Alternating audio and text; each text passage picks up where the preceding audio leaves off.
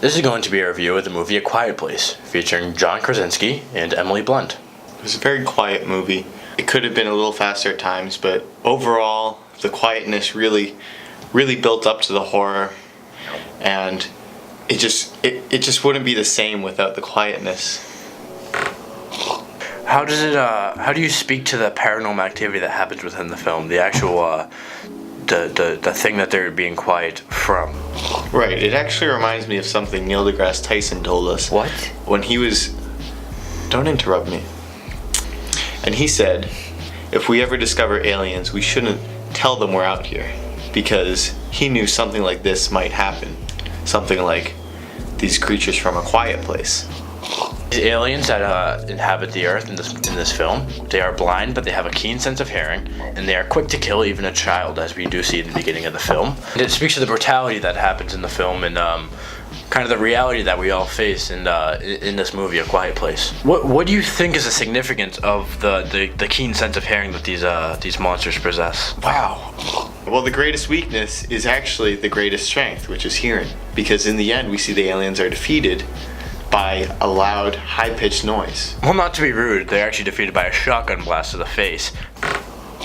The little girl, and she gets her father killed because she shuts the hearing off. She survived because she had the same inability that the monsters had. They couldn't see, she couldn't hear, and it was some sort of equilibrium that was balancing back and forth, which somehow in the end, they end up becoming victorious, maybe because she has the help of her mother, who can hear, and those kind of offset the forces that the monsters and the disabilities that they both have.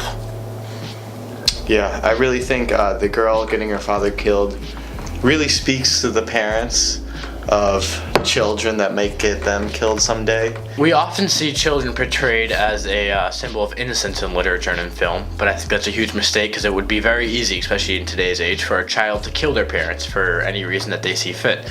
They could strangle them in their sleep, they could poison their food, they could even cut the brakes in their car if they're smart enough. Or they could buy a dagger like this, which any child has the ability to do, and check this out, ready? This is a parent's head. Gone. I think that Emily Blunt does a great job. No, that's my water. Hey. I was very impressed by Emily Blunt's performance in giving birth. One scream throughout the entire birth, which is very powerful for her because, let's be honest, I'm paying $13.49. I don't want to hear a woman scream while giving birth to a child. It's not what I'm paying to see. I came to see A Quiet Place, not a birthing place. Another thing I found very interesting about this film was the use of child death, because it really shows how easy it is for a child to die in today's society. Children, of course, are just like humans, except they're smaller, slower, weaker, and more vulnerable to death. Most children in this film, anyway, have not been trained in martial arts or self-defense of any kind, alien or human, and they're honestly a distraction to the survival of family, as you see when the father dies. As you could probably tell, this movie is one of my favorites of all time.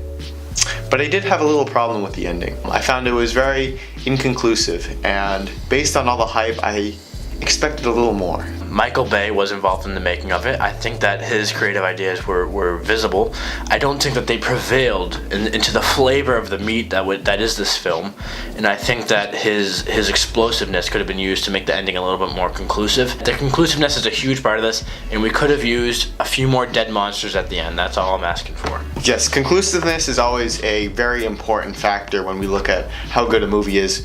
Some of the best movies of all time, such as the Emoji Movie or the Angry Birds movie, have all had very conclusive endings, but have left enough for a sequel. And this movie just did neither of those things. Nobody's a fan of the aliens at the end? There you go, there's a review of A Quiet Place. Have a nice day.